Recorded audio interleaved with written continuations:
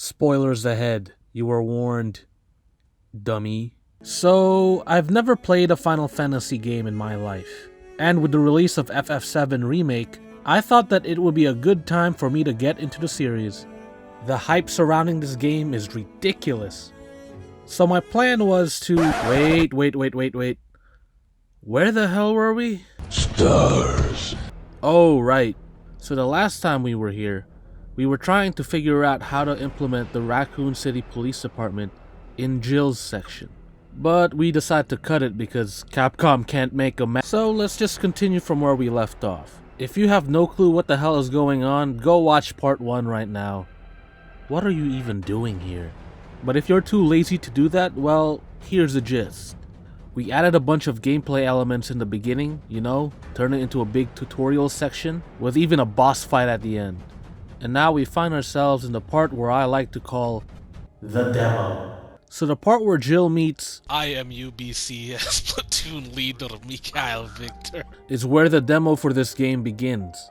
This entire section is literally the demo. To be honest, I was surprised that we started actual gameplay with the demo. Since Capcom condensed the entirety of the opening act into cutscenes, we end up here. You can't go back further from here. You can't visit the bar, you can't visit the movie theater, you can't visit the parking garage, hell, you can't even go back to find out what happened to Dario Rosso. COVID! One thing that I can appreciate about this version of the subway car is the fact that they simplified it. In the original, you had to backtrack quite a bit. You had to go look for wires, you had to go look for a fuse or something. It was kinda tedious. I think that was the part I left off playing the original before I gave the game back to my friend. Then went to go watch YouTube videos to figure out what happened next. But I kinda wish there was more to it than just go activate the power station. I think that this area is pretty solid and I wouldn't really change much about it. But there is one thing missing though.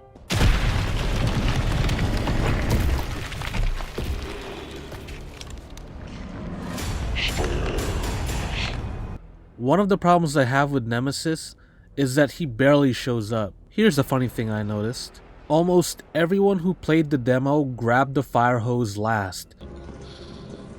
I'm not taking you yet. Because in the demo, once you grab that fire hose, you activate Nemesis for the entirety of it. And he chases you all over Raccoon City. And it's pretty cool. But in the game, once you grab it, he doesn't show up. If it's anything like the demo, once we leave this area, it's gonna be Nemesis. So... interesting. When he didn't show up here, I thought that he was gonna show up here. In the demo, once you put out the fire, Nemi crashes through the wall. But in the game, he doesn't show up at all. What's going on, Capcom? So after you put out the fire, Nemesis should show up right here, just like in the demo. I would, however, change the wall he crashes through. Instead of the wall right next to the fire hydrant, he should crash through this wall, right in front of Jill. What this does is that it opens up a shortcut for her. So now the player is presented with a few options. 1. They can go all the way back to Moon's Donuts and hide in the save room there. Ya big babies. 2. The player can choose to fight Nemesis right here out in the street. 3. Ignore him and keep moving forward. So let's say we choose option 3, we keep moving forward. Now we're presented with 2 different paths, the big metal door or the shortcut. Let's take the shortcut. Keep in mind that Nemesis is still after us at this point. Once he crashes through that wall, he's on for the rest of the game. So we're running for our lives down the alley, and we find ourselves in this big area here leading up to the power station. Let's say we try to enter the power station, but guess what? This time around the gate is locked. So now you need a key to enter this place. But at the same time, Nemesis is right there trying to kill you. Nemesis should always be chasing you down whenever you're making progress. His entire objective is to make sure that you don't complete your objective. The player should always take into account that they might run into Nemesis whenever they're trying to solve a puzzle. The problem with that is that Nemesis barely shows up, so he becomes an afterthought. I feel that Nemesis should be roaming Raccoon City at all times, kind of like Mr. X. It's funny, in the remakes, Mr. X is more of a nemesis than Nemesis. Look at me, sure. Look at me, sure. I'm the captain now. One of the things that I liked about Mr. X is that you can always hear his footsteps. This is a really good mechanic because Mr. X's presence can be felt at all times even if he wasn't near you. One way they could have done that with Nemesis is that you can hear his roars all over the city. The louder the roar, the closer he is. And if he sees you, he yells stars and comes running right after you. In the original game, the moment you hear stars being yelled at down a hallway, Stars.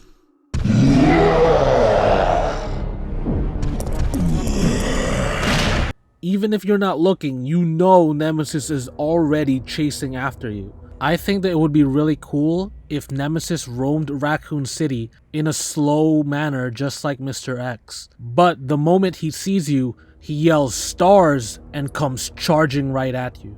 If anything, they could also implement the footsteps mechanic only if Nemesis is nearby. I feel that the demo's version of Nemesis is so much more effective than the game's final version. However, that version of Nemesis can be found in the higher difficulties like Nightmare and Inferno, but that requires you to unlock those modes, and not a lot of people even try hardcore mode, at least casuals.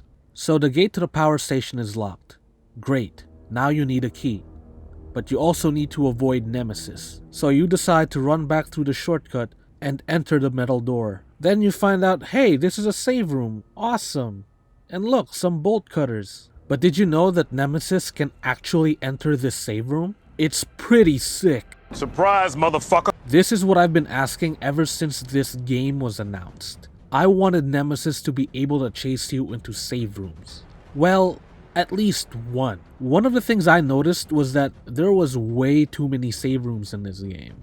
One of the mechanics I wish they implemented was that there were real save rooms and fake save rooms.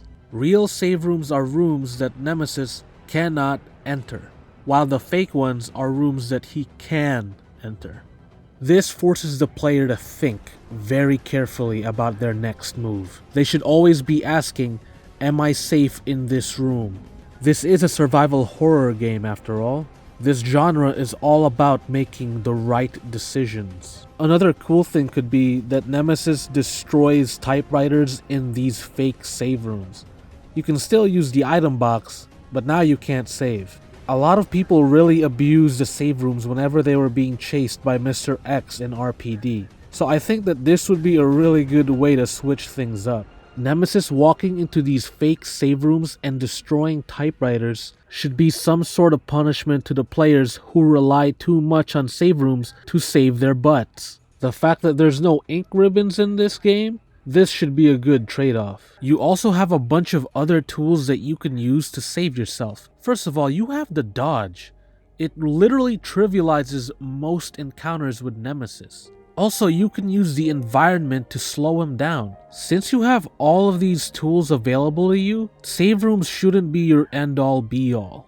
There's this natural progression between the Resident Evil games. In Resident Evil 2 Remake, Leon is a rookie, so yeah, it would make sense that save rooms would be a thing that you rely on.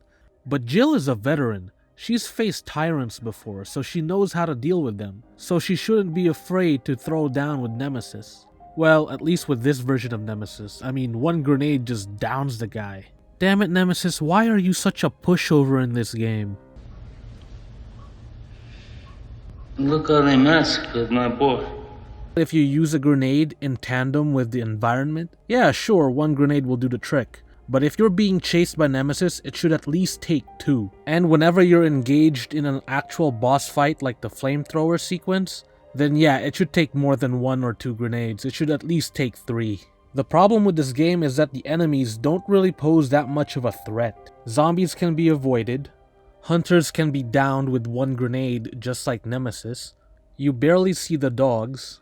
Hunter Gammas can be downed with one flame round shot to the mouth. The parasites, despite their long range, are pretty much like the zombies, but with a gimmick. The only real threat I could say is the Lickers and the Palehead, but you don't see them that often unless you're playing Nightmare or Inferno.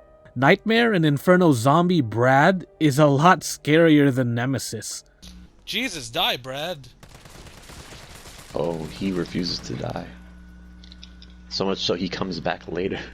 Nemesis is one of the most iconic video game villains of all time, and it's kinda sad that Capcom nerfed him so hard in this game. Stars. Sorry, Nemesis. You didn't even get to kill one. What were we talking about again?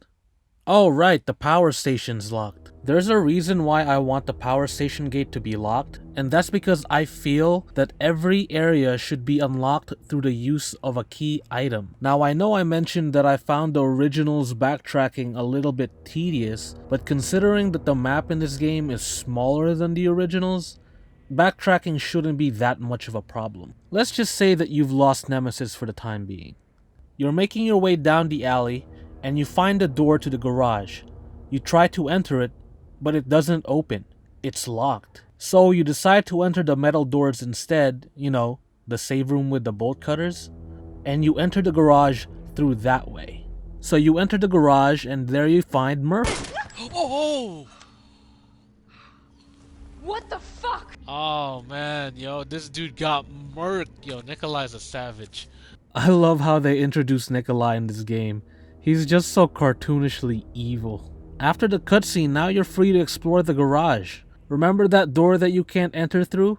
Yeah, you can go through that now because Nikolai unlocks it the moment he leaves. So you examine Murphy's body, and what do you find? A key. Yep, you basically find the key to the power station on Murphy's body. See what I'm trying to do here? I'm basically creating situations where the player needs to make a decision, and I'm using Nemesis to accomplish that goal. Nemesis crashing through that wall is basically him trying to stop you from entering that garage door, because that garage door leads to the key to the power station.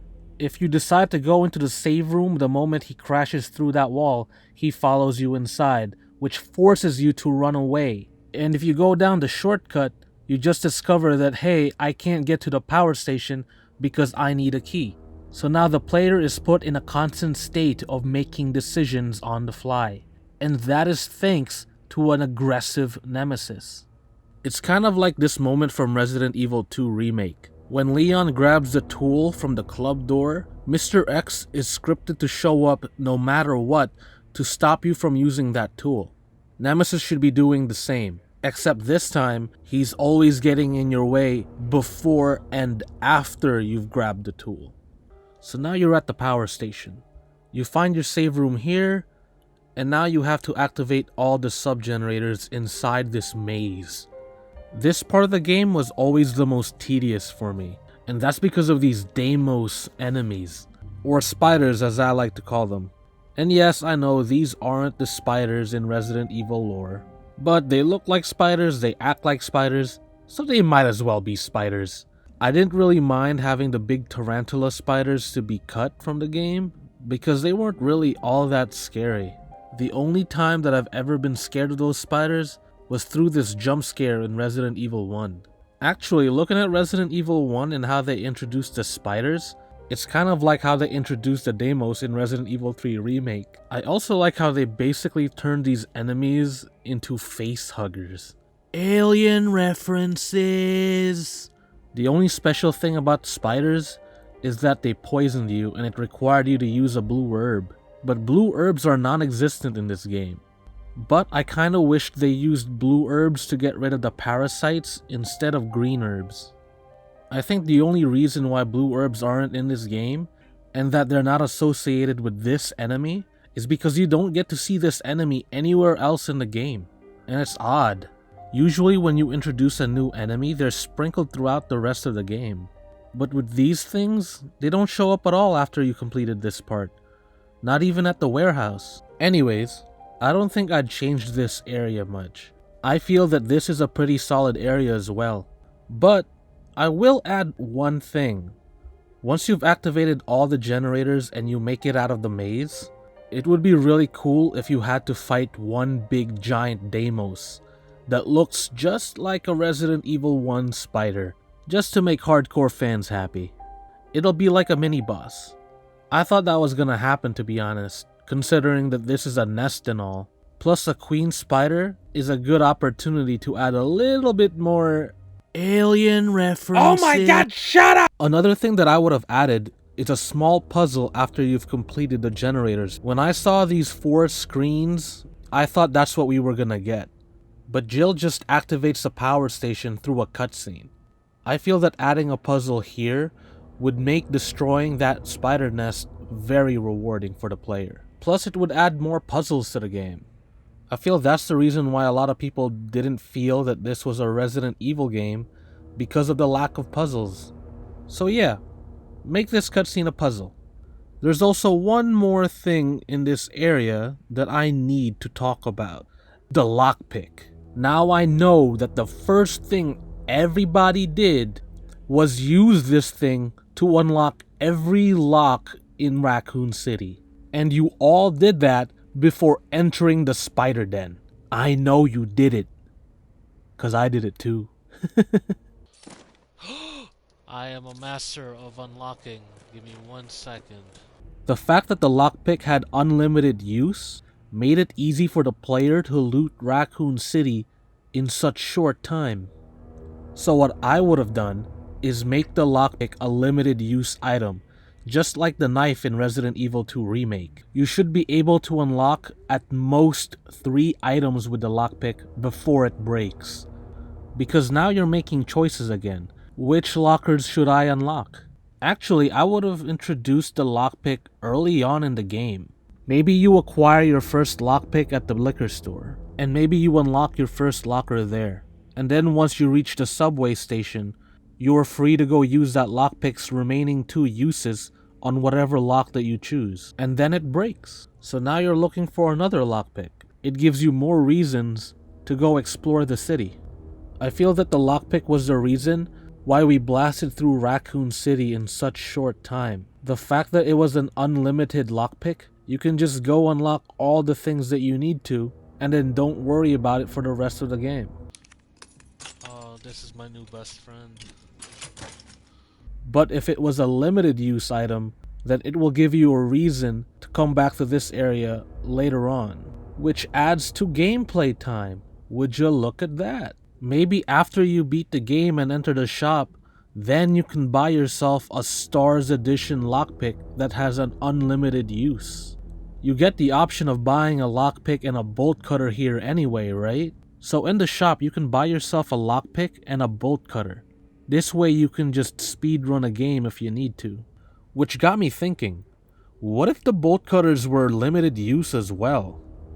How would that play out? So in summary, lockpick is too OP. Nerf, please. So you've completed the puzzle and you've destroyed the nest. The power station is now back online. Now you can get the train moving.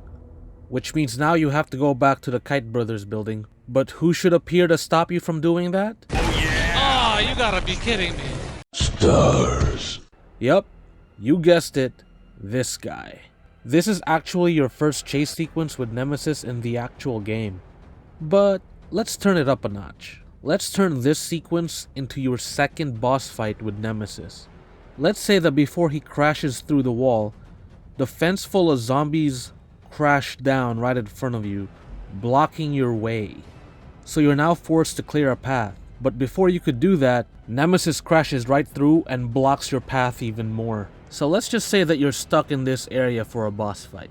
It would be really cool to have a boss fight around this part, because you have so much space to play around with Nemesis. Let's say that you decide to go back to the power station's save room. Guess what?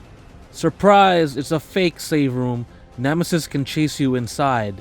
This boss fight would sort of play like a chase sequence and an actual fight at the same time. In the first boss fight that we created in part 1, Nemesis doesn't really chase you around, but he throws things at you so you could learn how to dodge. This boss fight would be just like that first one, except this time Nemesis can now run. Why are you running? Why are you running? His moveset has improved. It would be kinda cool if he could chase you down the maze as well. There are a few electrical generators here that you could use to incapacitate him. So this would make for a very interesting boss fight section. It'll sort of feel like the Birkin fight in Resident Evil 2, but with a bunch of space and a monster that could run. I mentioned that Nemesis in his Terminator form is a lot more interesting than his Xenomorph form, and I like how this form sort of goes through specific changes as you move along through the story. First, you start off with Trashbag Nemesis, then you have Unmasked Nemesis, then after this you get Flamethrower Nemesis, and then finally the classic OG Rocket Launcher Nemesis. Oh, you are badass. Rocket launcher? Really? It would be cool if you had a boss fight for every stage of this form before he turns into this giant monster. So let's say that you finally beat Nemesis. You make your way to Kite Brothers, but then a cutscene plays out where Nemesis shows back up to block your path. Then he knocks Jill so hard that she's in and out of consciousness. Now he's menacingly walking towards her just like in the beginning, and just as he's about to kill her, who comes to her aid? Brad Chickenheart Vickers. I feel that Brad should have been in this game a little bit more, you know? Cause a common thing with Resident Evil games is that the main character is usually accompanied by a sidekick character. In Resident Evil 1, Jill had Barry helping her out in certain parts of the game. And if you were playing with Chris, you had Rebecca. Leon!